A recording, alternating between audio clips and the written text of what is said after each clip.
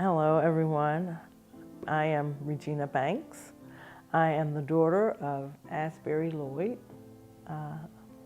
and I am a daddy's girl. Dad, will you introduce yourself? Will you tell everyone who you are? I'm Asbury Lloyd Jr. I grew up I guess, about 7, 8 miles from here. We lived on a farm outside of Middleburg called Beaver Dam Farm. Our address was Middleburg, and our phone number was Upperville, so we were kind of like in between. And of course, our closest grocery store, everything was here. Our life centered here in Middleburg. It was a beautiful thing. Before I came along, Mom and Dad had a restaurant. My mom would cook, my dad would serve, and my oldest sister was in the playpen. And then they had a little jukebox, and they had a TV, and he said a lot of folks that didn't have TV at the time, they would come in and watch the TV, and they would dance to the music with the jukebox, and then they would eat. Well, a lot of us spent a lot of time. There were 2 centers. As you come into Middleburg, on the right-hand side, there was called the center, I guess Marshall Street. There was a center, and we called it the Black Center. There we had wedding receptions, we had parties, we had gatherings. We had so much there, and a lot of folks would congregate there. Usually it was something going on there every weekend. We had bands there, we had DJs there. One of the DJs from years ago, Wolfman Jack, and that was really nice. It was just so much. There was a basketball court where the children could go out and play basketball. It was just all so nice. And a big deal was Halls Park. There was a lot of things at Halls Park. There was family reunions, birthday parties, and that was also at the Black Community Center. But he really enjoyed Middleburg because he became the pitcher on the team and pitched over 200 games for the Middleburg Braves. Yeah, I would go to his games, and when he would have games, my mother worked the concession stand, and I can remember her selling potato salad and hot dogs and drinks. But it was always a big family thing. And that was, when we go to the baseball games, it might have been 1 or 2 games that day. And that's where we would have our lunch. You know, we would stay there pretty much of the day, and Mom would get up early in the morning and fried chicken. Then we had our own little personal fried chicken and potato salad, hot dogs, and whatever else she might have fixed and bought for us. He pitched a lot of games. He usually had maybe 1 or 2 hitters, and he was so close to pitching a no-hitter in Millwood, Virginia. That's Western Virginia. When he got up, this guy got up to hit.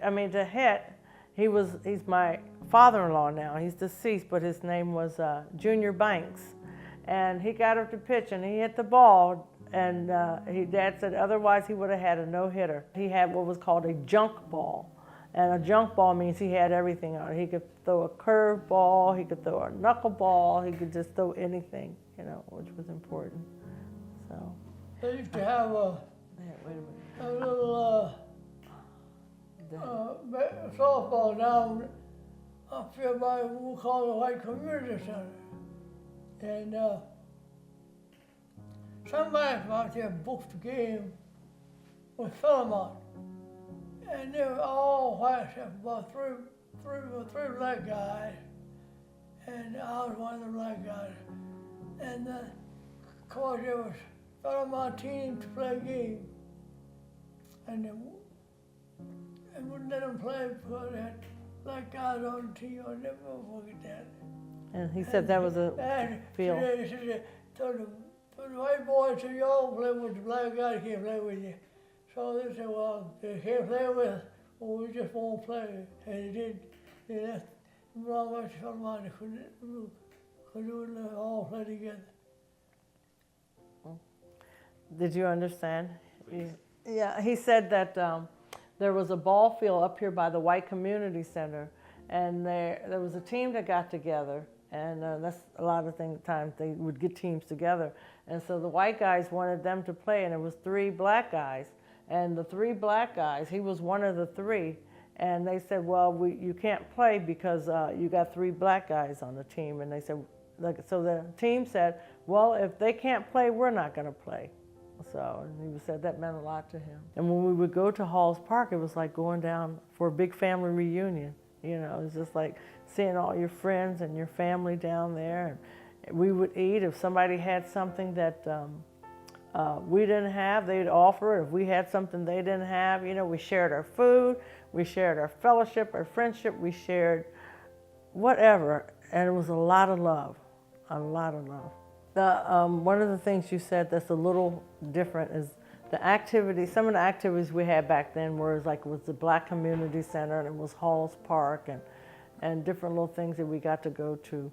It was a big change when they went away, when Halls Park was sold, and the Middleburg Center was no longer available for us to use. Those were our activities. Coming to Middleburg, we wanted something to do. We come to Middleburg. It was so much fun. And a lot of the Black history here in Middleburg is very important.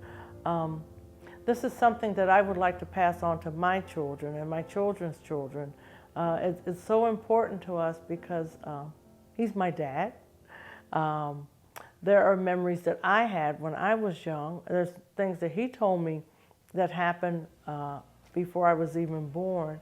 And I feel it's important to tell his story. It's about Black history. It's about things that happened that we couldn't even imagine at one time. Now that we're older and we hear it, you know, some of it's good and some of it's sad, but it's something that needs to be told and need to be kept.